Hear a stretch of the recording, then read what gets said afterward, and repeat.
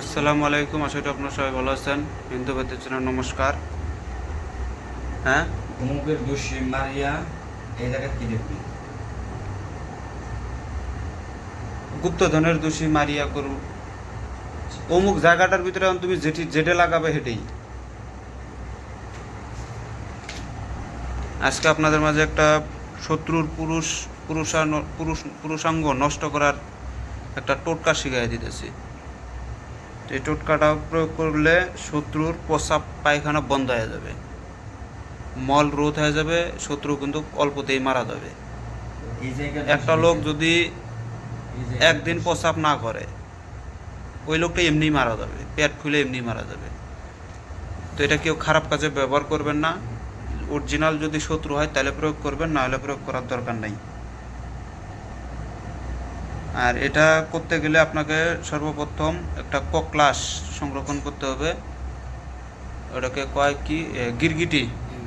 গিরগিটিটা আপনাকে সংরক্ষণ করতে হবে। এটা ওই গিরগিটি দিয়ে আপনাকে এই কাজটা করতে হবে।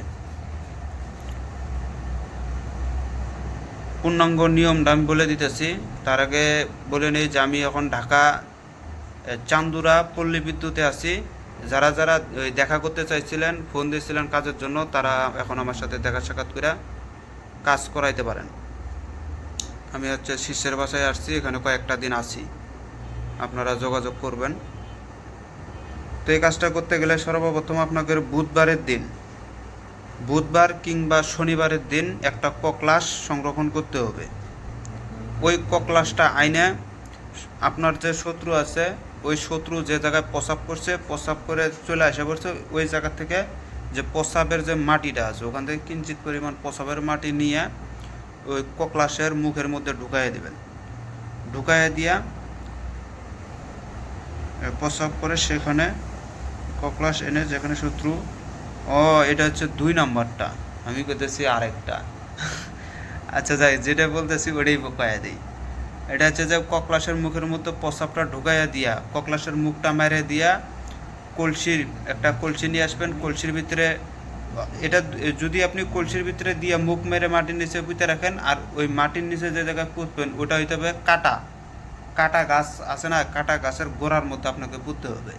আর যদি ওইটা না করেন, তাহলে ওই ককলাসের মুখের মধ্যে মাটিটা ঢুকাইয়া দিয়া ককলাসটাকে সুন্দর করে পেঁচায় বান দিয়া ওই কাটার সাথে ওই দড়ি লাগাইয়া দিয়া ওটা ওখানে লটকায় রেখে দেবেন।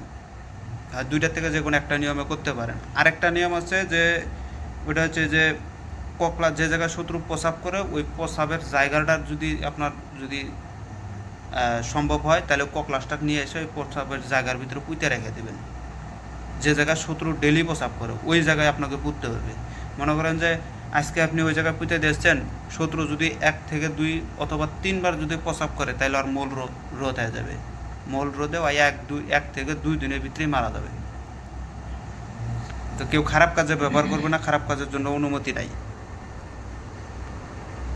তো এই ছিল ভিডিওটা ভালো লাগলে লাইক কমেন্ট শেয়ার করবেন। সবাইকে ধন্যবাদ।